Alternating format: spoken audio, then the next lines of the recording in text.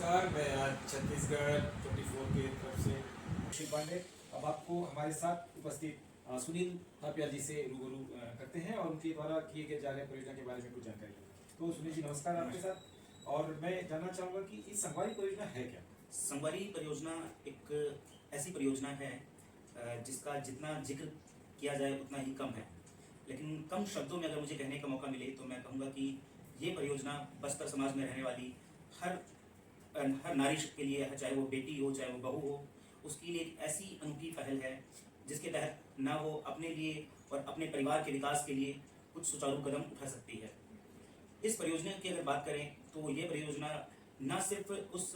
एक नारी के विकास के लिए बल्कि उसके परिवार के लिए, उसको आधुनिक पद्धति से जोड़ने के लिए और उसको इस लायक बनाने के लिए कि वो अपने आत्मनिर्भर तरीके से अपना निर्माण कर सकती है और अपने परिवार का घर खर्च चला सकती है। और जैसा कि आज के समय में जहाँ पिछड़े इलाकों में अगर हम अनुसूचित जाति जनजातियों की बात करें, ऐसे एरिया में एक नारी के लिए बाहर निकलना बहुत मुश्किल हो जाता है। ऐसे में संगवारी सुबह सुबह अपने घर से अपना कोट पहन के निकलती है और अपने सभी उसूलों सभी आदर्शों का पालन करते हुए सभी जितने भी अपनी कम्युनिटी के लिए, अपने समुदाय के लिए उनको स्वास्थ्य संबंधी सेवाएं प्रदान करती है, जिसके लिए छोटी छोटी जो सेवाएं हैं, जैसे आपका ब्लड चेकअप, आपका हीमोग्लोबिन, बीपी, ब्लड शुगर, उन सब का इलाज करती है।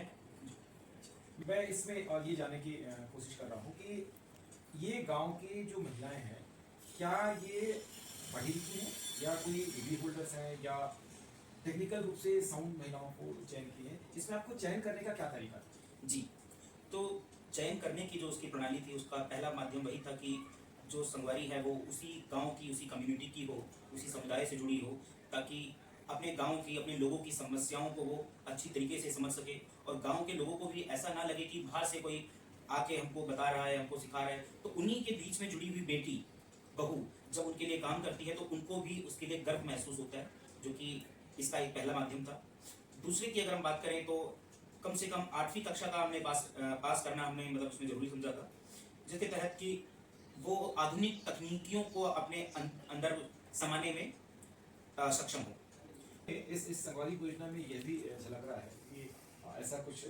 नजर आ रहा है कि लोग अपनी जीविका को चलाने के लिए छोटे छोटे तकनीकियों से ज्ञानवर्धन कर रहे हैं और स्वास्थ्य सुविधाओं का लाभ ले रहे हैं। आज बस्तर में स्वास्थ्य सुविधाओं को लेकर सरकार भी बहुत सजग है और उसके द्वारा भी भिन्न भिन्न चरणों में प्रशिक्षण प्रदान किया जाता है। तो उसमें और इसमें क्या फर्क नजर आता है आपको? जी, तो जैसा कि हमारी इस परियोजना का जो मकसद है कि एक नारी शक्ति को बढ़ावा देना और उनको एक एंटरप्रेन्योर के मॉडल के रूप में आगे लेके जाना। सेम परियोजनाएं जैसा कि सरकार में और भी परियोजनाएं चल रही हैं, लेकिन यहाँ पे इस परियोजना उनको अलग कैसे बनाती है कि सबसे पहले यहाँ पे उन जगहों पे मतलब फोकस किया गया है कि जहाँ पे स्वास्थ्य सुविधाएं उन पर किसी न किसी माध्यम से उस तरीके से सुचारू रूप से पहुंच नहीं पाती, या फिर ये लोग वो लोग हैं जो कि उन बाहर के लोग मतलब बाहर जाके अपना इलाज करवाना नहीं चाहते, लोगों से मिलना नहीं चाहते। तो ये सुविधा और ये संगवारी, अगर हम परियोजना की बात करें, चूंकि संगवारी उन्हीं लोगों में से एक है, तो इसीलिए और वो जो इलाज उनको बाहर जाना पड़ता है, चाहे हम पीएचसी की बात करें, चाहे हम सीएचसी की बात करें, वहां तक जाने के लिए उनको जो ट्रांसपोर्टेशन, जो लॉजिस्टिक्स, उन सबसे गुजरना पड़ता है। उसके अलावा विभिन्न प्रकार के चेकअप के लिए जो उनको पैसा खर्च करना पड़ता है। तो इस प्रक्रिया के माध्यम से, इस परियोजना के माध्यम से वही इलाज उनको उन्हीं के गांव में मिल जा रहा है, जिसके चलते ना उनके ट्रांसपोर्टेशन का खर्च बच रहा है, उसके अलावा उनका समय बच रहा है। जैसा कि ये सब लोग खेती बाड़ी वाले लोग हैं और बहुत कम टाइम पे इन लोगों को मतलब अपना मतलब खेती बाड़ी भी देखनी है, और ऐसे में अगर 4-4 घंटे 5-5 घंटे ये लोग अगर ट्रैवलिंग के लिए निकलेंगे और सिटी में जाने का वेट करेंगे, तो ये थोड़ा सा इनके लिए।